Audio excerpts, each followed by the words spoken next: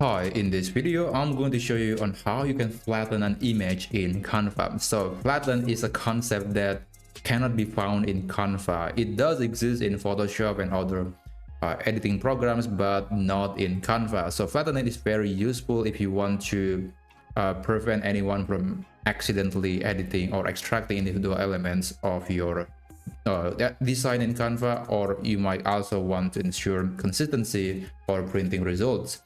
So how do you flatten multiple objects in Canva? Well, there are two methods. So the first method is the basic one. You can select all the elements by clicking and dragging and then cover the entire elements.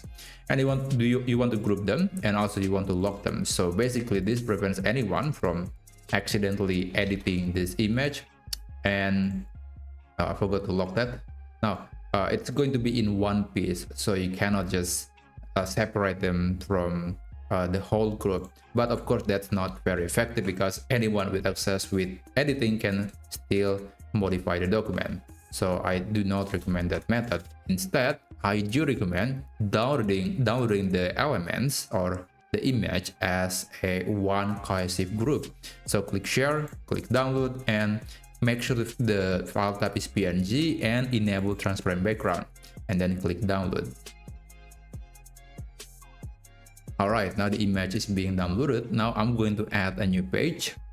So let me change the background to white, and we have downloaded the image before, so I'm going to drag it right here, and we got this. So this is actually one complete image. It has transparent background. You can actually see that I can change the background to any color and the image would stay. So this is the image that we got.